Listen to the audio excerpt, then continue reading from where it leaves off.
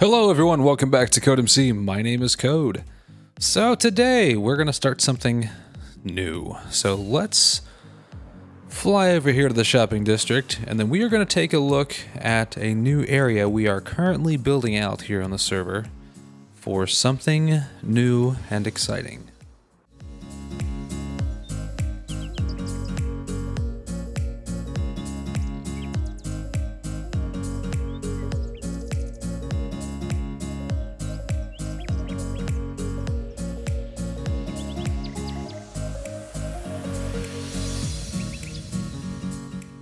All right, so here we are in our new challenges area. So what we're gonna do is we here on the server are gonna do a challenges event. So what this comes down to is all of us players are going to work on building some different challenges. And you can see some of them have already been started. There is a large one down here. This one's Rob's. Be sure to check out his video because he has an excellent video on his challenge that he's building here. His is more of a parkour style game where you have to parkour through everything here. He's got water, things you can jump up on and climb and things like that. And it's going to be more of a foot race. And of course over here, something you can't miss, this is the trophy. This is going to be one of the final prizes. You know, mostly we're doing these challenges not necessarily for the resources because we pretty much already have them. But the cool thing is whoever wins this, I will gladly tear this down and rebuild this trophy over in their base so they can show off that they won the CodeMC Challenges.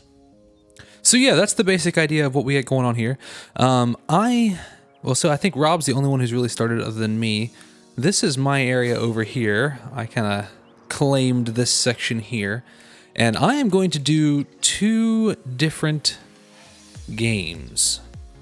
So the first game I'm going to do, this is going to be an archery game, and there's going to be two lanes, and I kind of already have a little bit of an archery game in the shopping district, but this one's going to be a little bit different. This one's going to be way more advanced, and it's going to be much cooler. I had to flex a little bit when I built a beacon over here to mine. So I had to build it out of emeralds because I have the blocks. Anyway, so this is an archery game. Going to have two sides, and what's going to happen is armor stands are going to pop up out of the ground here, and they're only going to be up for a certain amount of time, and it's going to be kind of random as to which one pops up and stuff like that. And I'll show you underneath there in a second, but you're going to have to stand back here behind a fence or something like that, and you are going to have to shoot these armor stands with a bow and arrow, and whoever gets the most shot and knocked down during that specified period of time will be the winner. So you kind of have to be quick, and you're not going to know where the armor stand's going to pop up at, and so you have to shoot it quickly and stuff like that. So this is going to be my first game. My second game is going to be much easier if I show you over on a creative world, and it's going to start right here. So actually, let's hop over real quick to my creative world, and let's take a look, and I'll show you a little bit more about these games.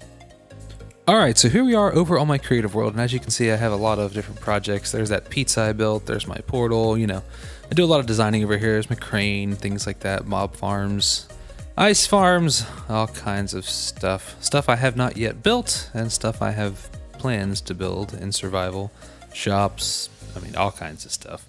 Anyway, but here is the idea for my next game. So one of the things I was thinking about building was some sort of game that I can leverage the Riptide tridents with, something difficult. So what I have here is a bunch of tridents with Riptide 3 on it, and let's go to survival mode. And the idea of this game is I want players to stand in a puddle of water, and then they have to make it through a course. So like you shoot yourself through with the Riptide tridents here, you line yourself up, shoot through, and you have to land in the water.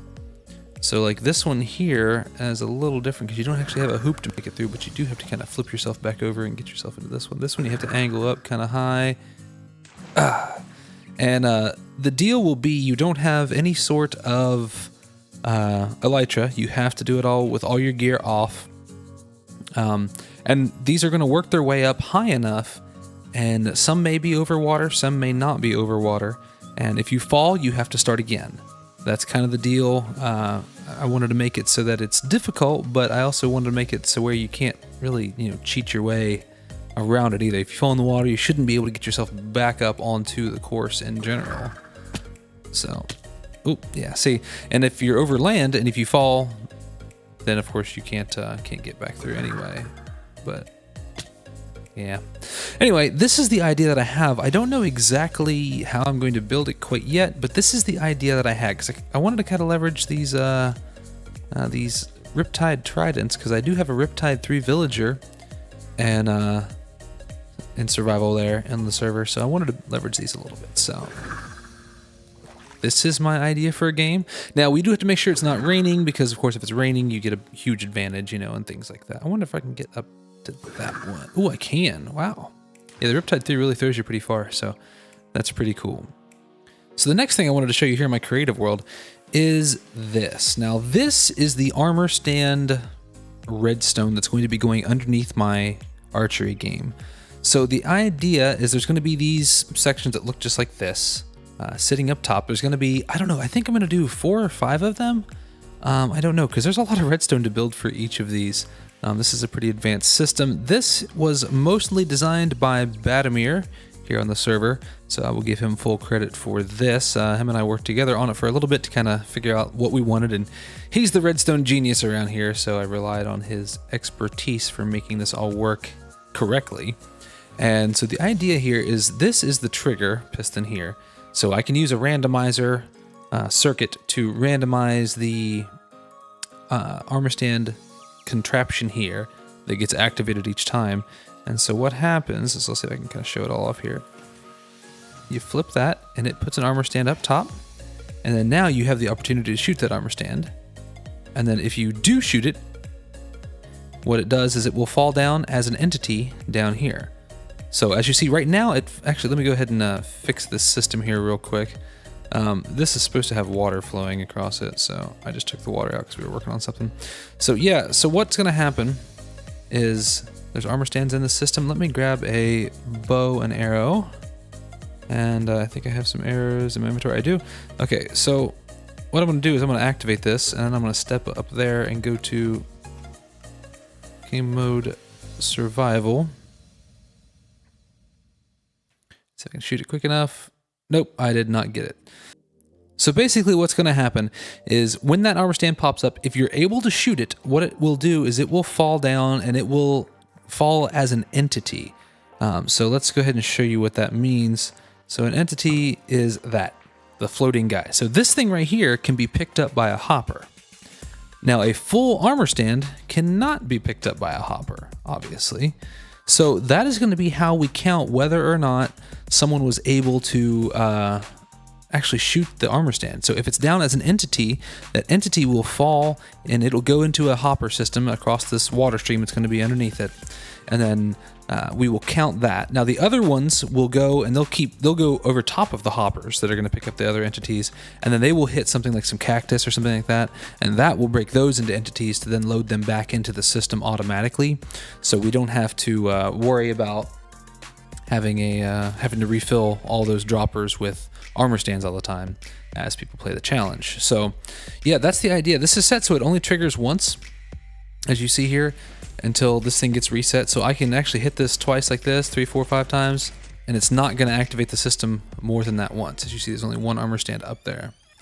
And once the timer goes, it will fall down through, and then this piston falls back down, and of course, and then will allow you to reactivate the system. So if the randomizer hits this this specific one twice in a row, it's not actually going to break the system, because the randomizer will have to go to another one before this can actually activate anything. So it's pretty foolproof, and this should be a pretty tough build, because I'm going to have to build a lot of these specific things, but it should work out really well with a system. So the next thing I have to design is the randomizer system to randomize between all of the different armor stand systems.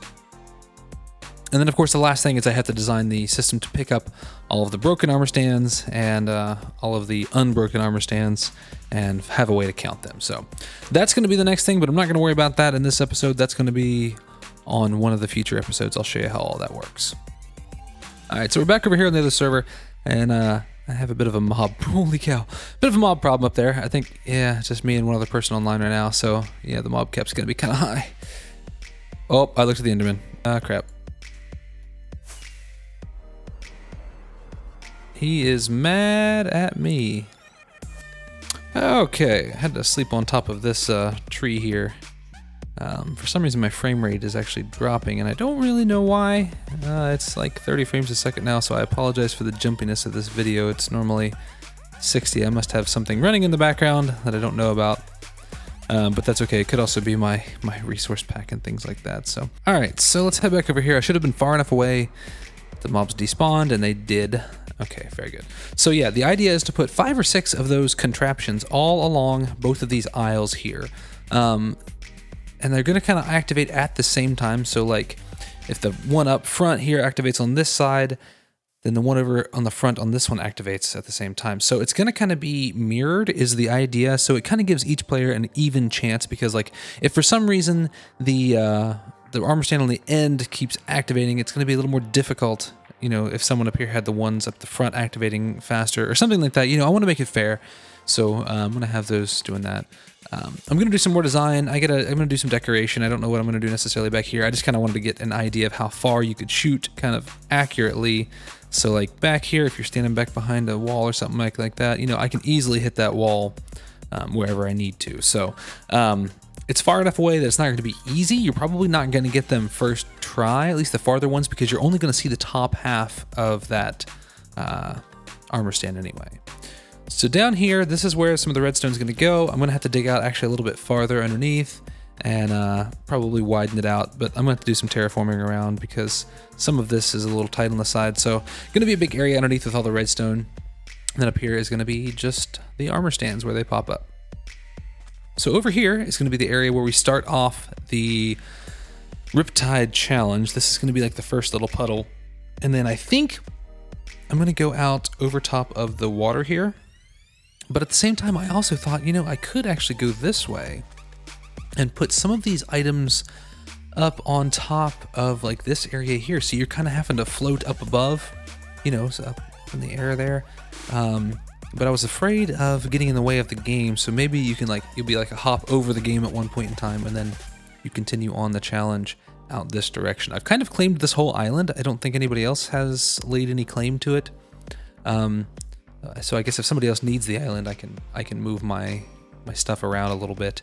But this is just kind of what I had in mind at the beginning.